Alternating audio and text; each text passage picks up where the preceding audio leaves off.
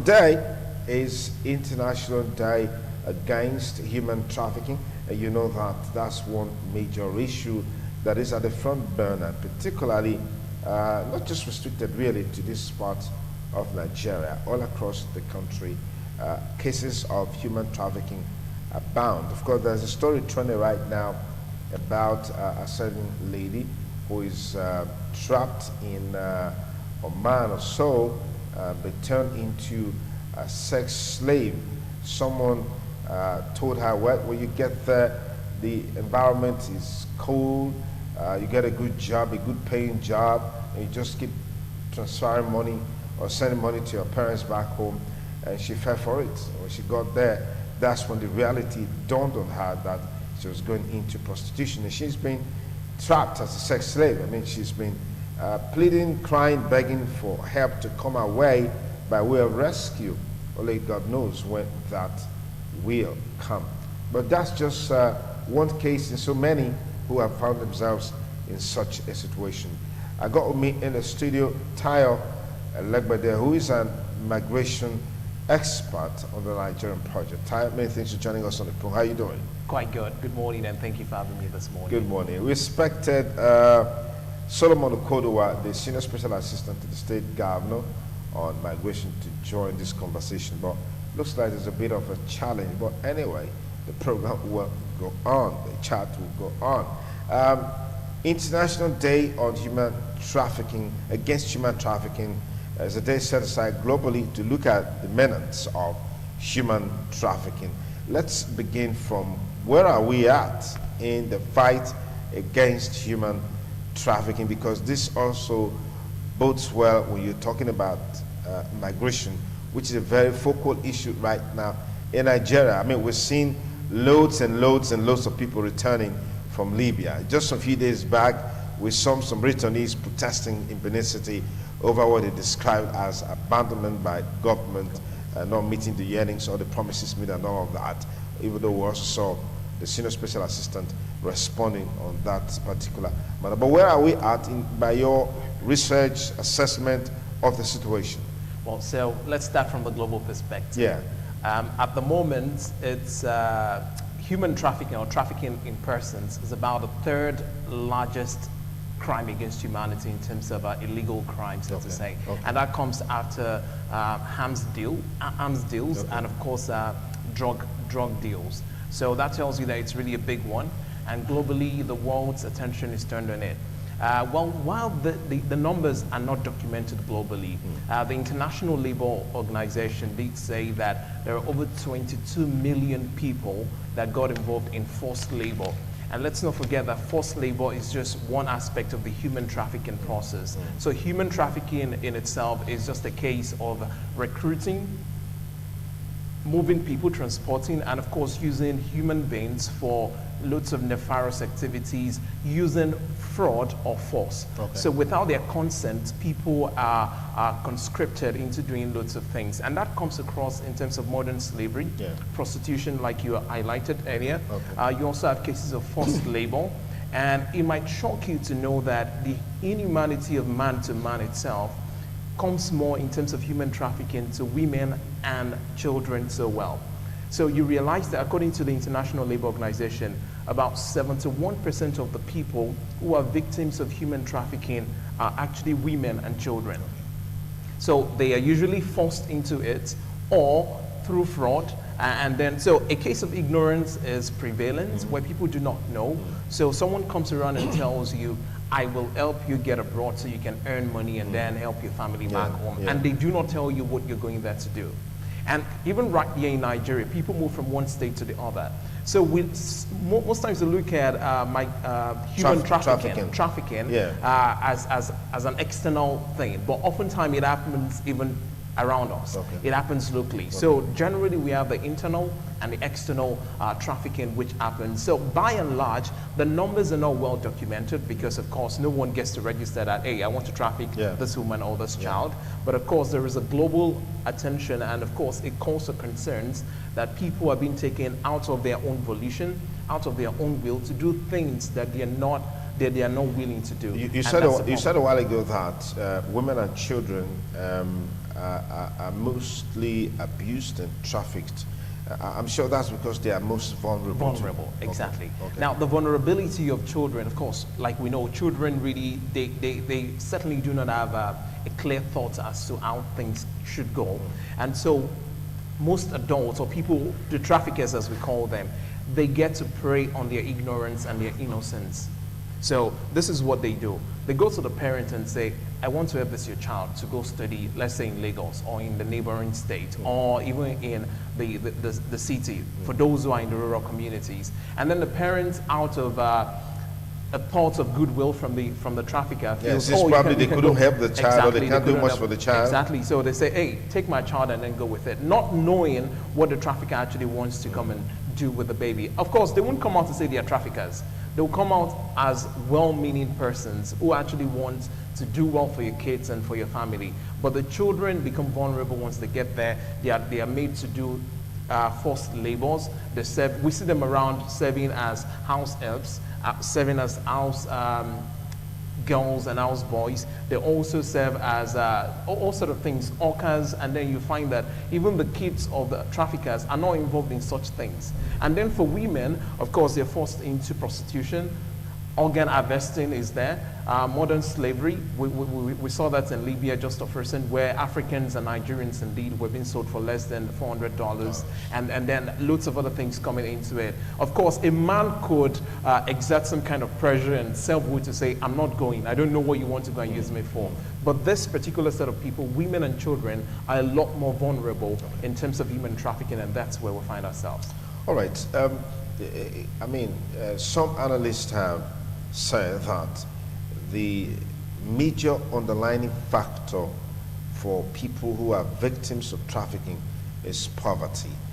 Recently, we saw a story saying that Nigeria has leapfrogged India as the poorest country in the world, or the place where you have the poorest people in the world.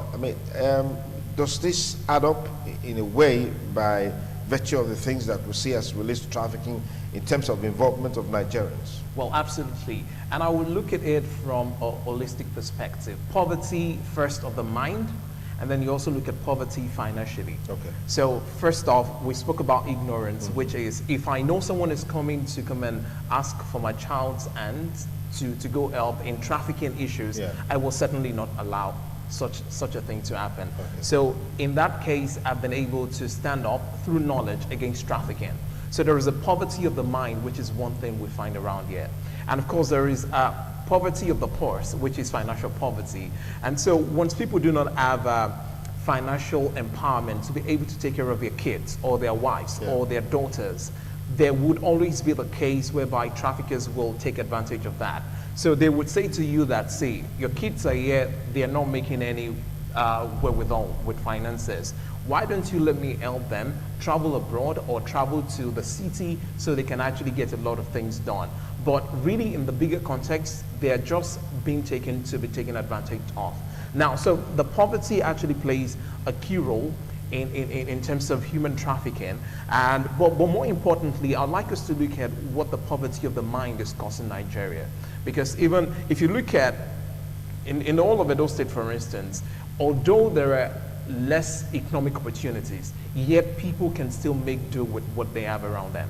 The opportunities are still there. You can still make a living. You can still make a living. Yeah. So, but once you shut your mind against the mega opportunities that are available, then you will be made to believe that things are not working.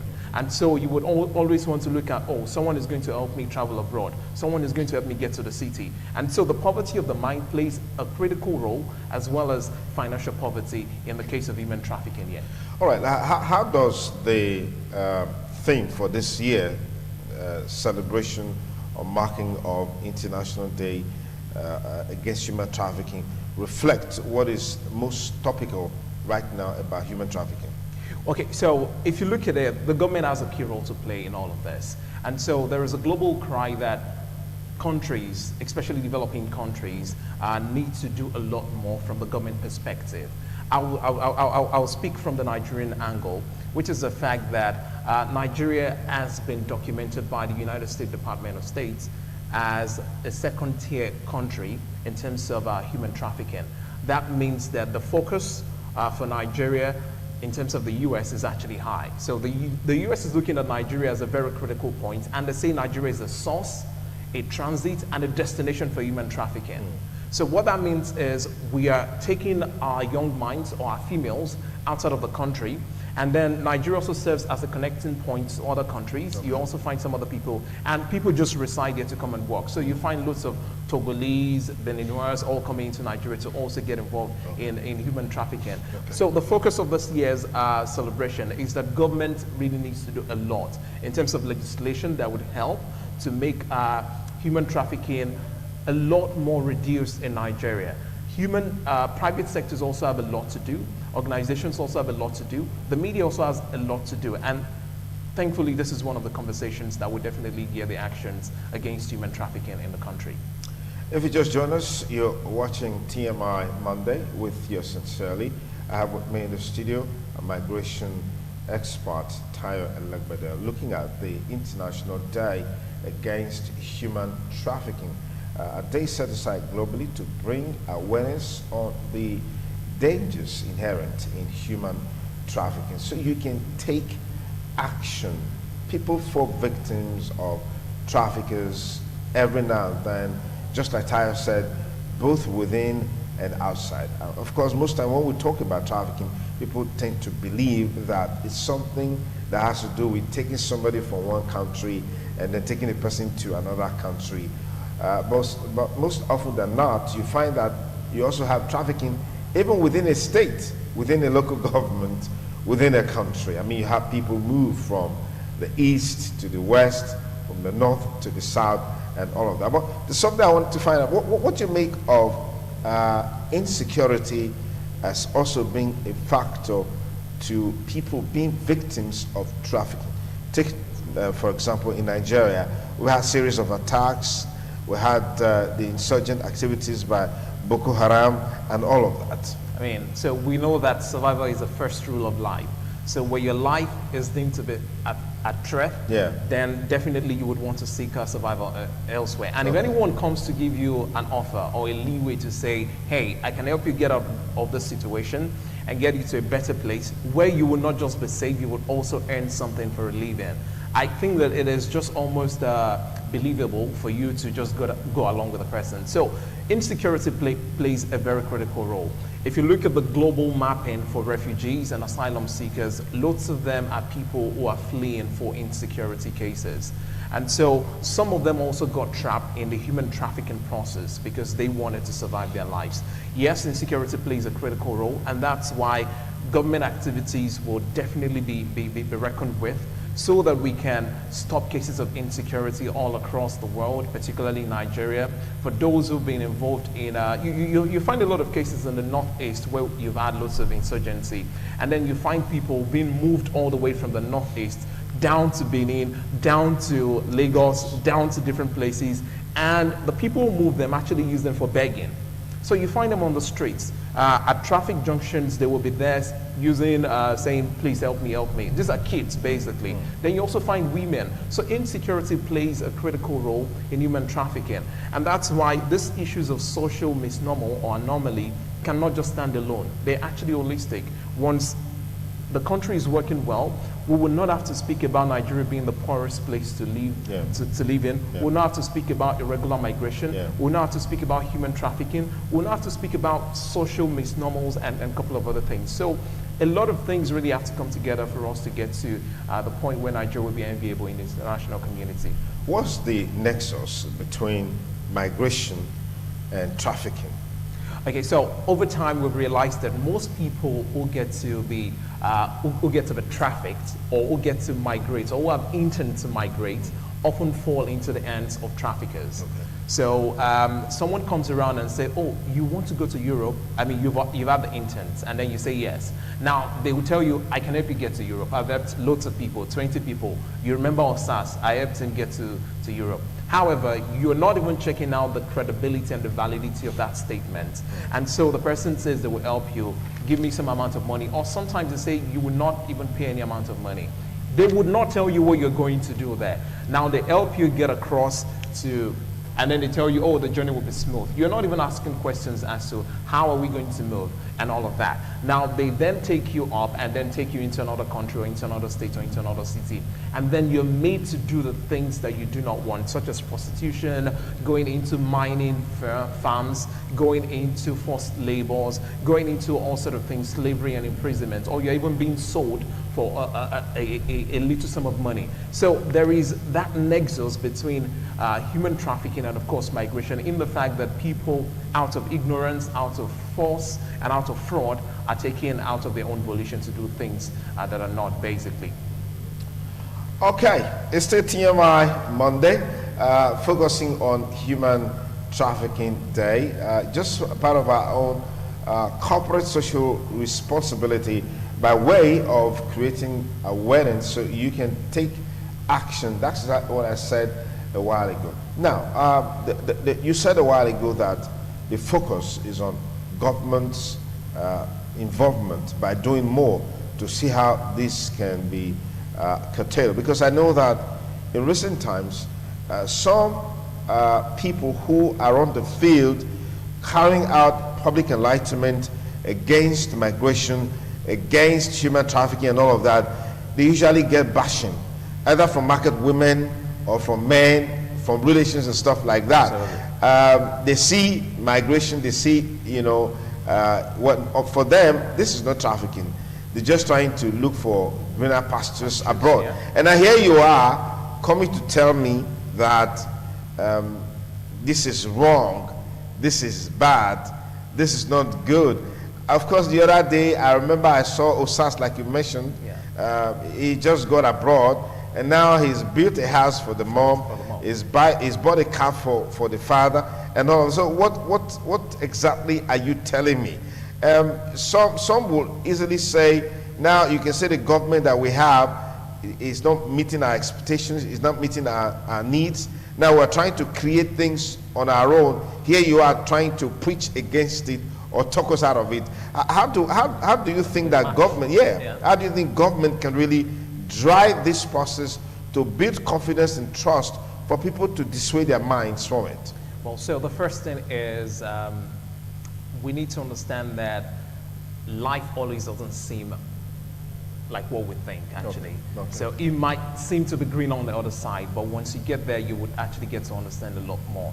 Well, to answer the question more directly, what can government begin to do to actually help? First off, we need to create an enabling environment to be able to maximize the opportunities that Nigerians have.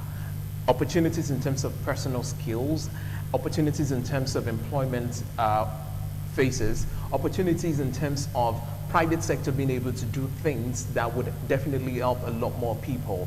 And of course, there is that need for reorientation and sensitization. So the government agencies also need to get on board and get into the field to enlighten our people. Like I said, ignorance plays a critical role here. Let me cite this instance. So there is this 200 level university students who thought that life would be a lot better during the recent 6-month ASU strike.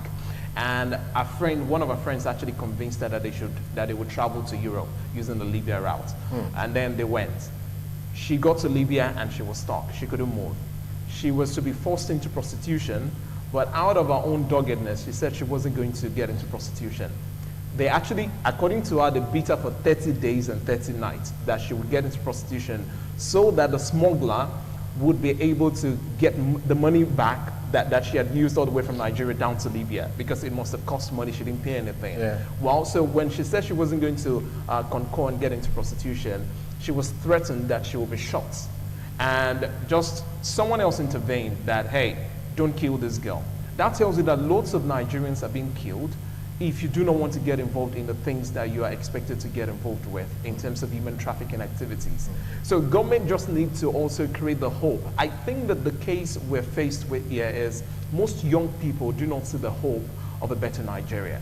And once the government doesn't give us the confidence, there would be a critical point where people now begin to think that life would definitely get better, even using routes that are not too conducive and that are not too okay for them. So by and large, government needs to create enabling environments, create better opportunities for people, and of course, increase the hope as well as information for Nigerians to be able to live by.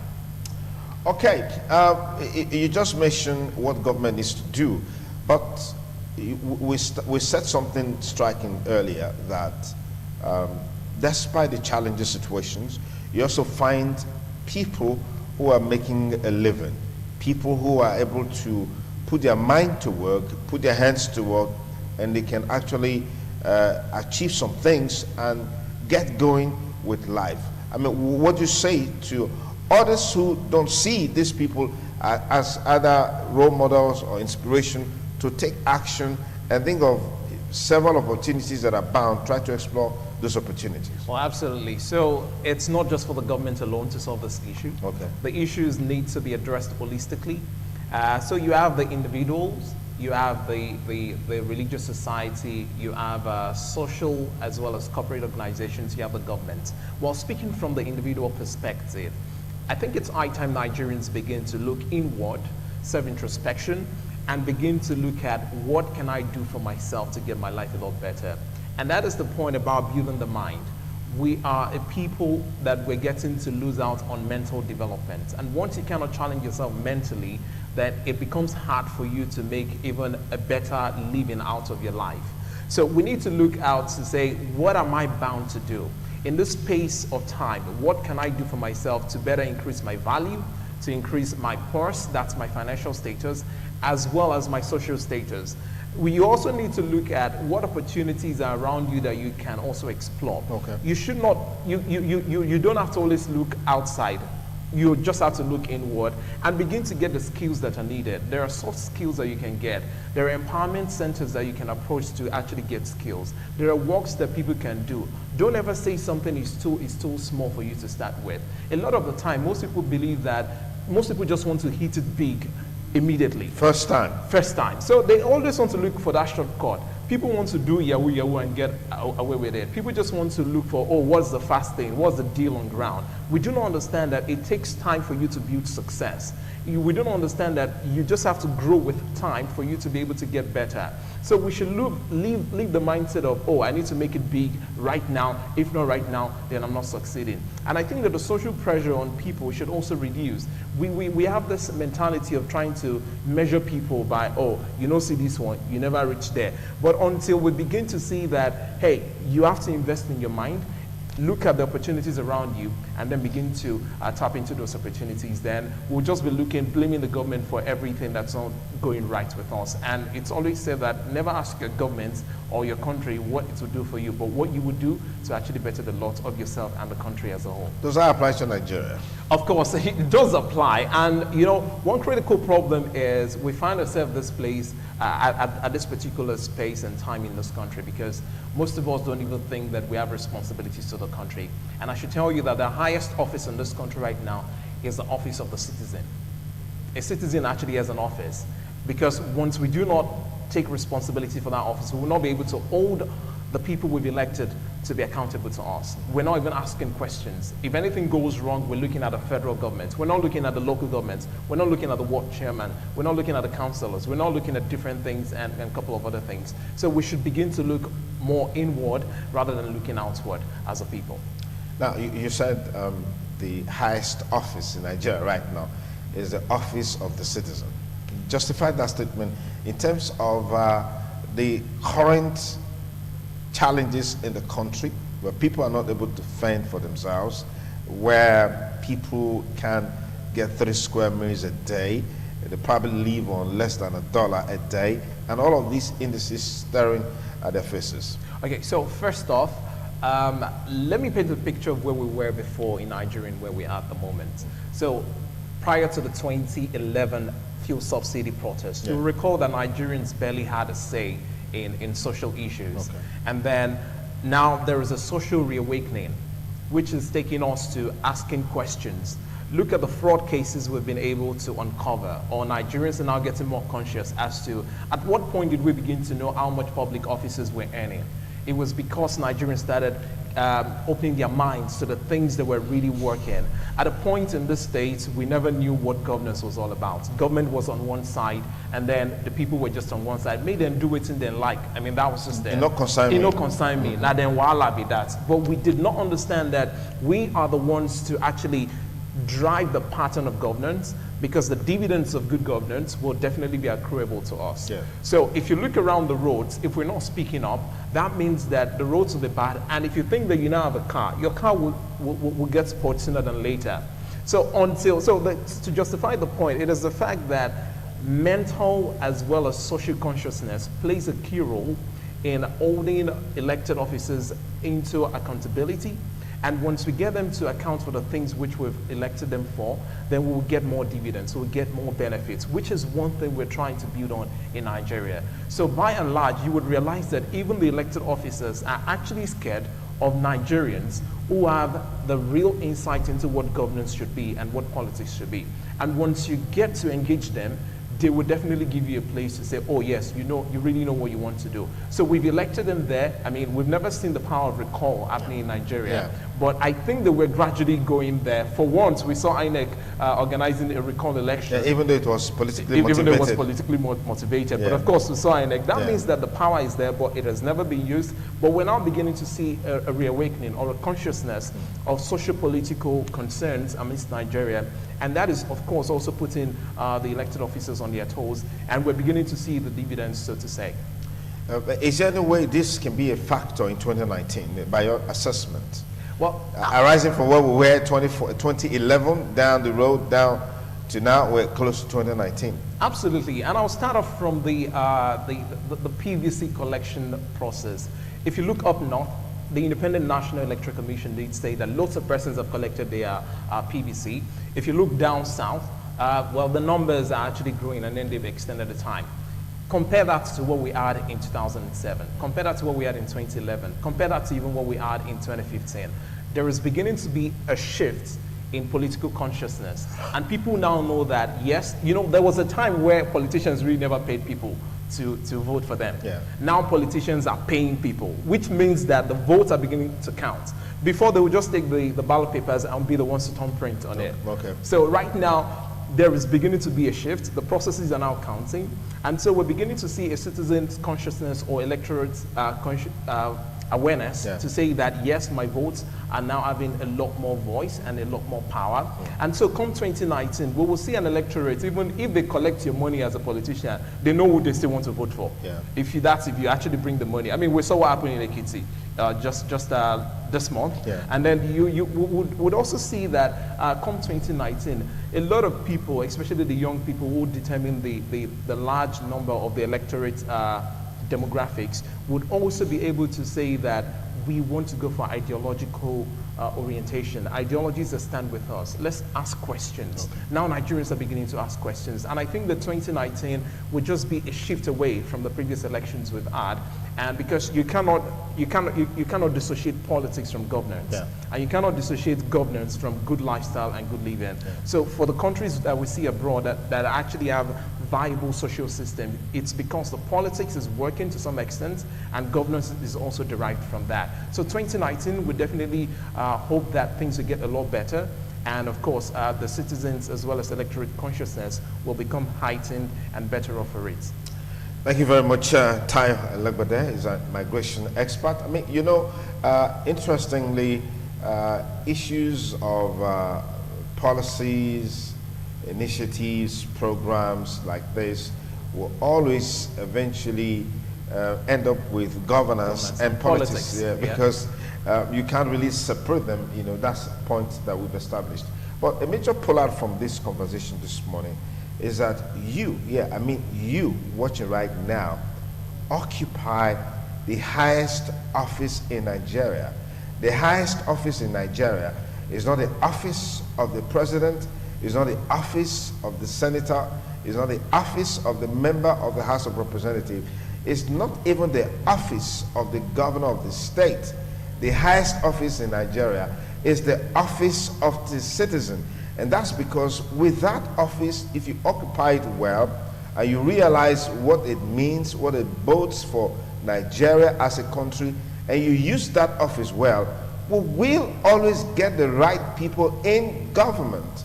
And then you can be sure that the life will be better and becomes more meaningful. But where you don't use the office well, you rest assured that you settle for whatever happens ultimately. Today, there is alignment, realignment, defection, redefection, counter-defection, whatever name you want to call it, is going on now. The question remains, how does this affect the ordinary man on the street? Or how will this ultimately affect the ordinary man on the street? That is why the supposedly, or the so-called ordinary man on the street needs to realize that he or she is the person occupying the highest office and take responsibility. I want to thank you for coming on the show. Thank you so much for having us.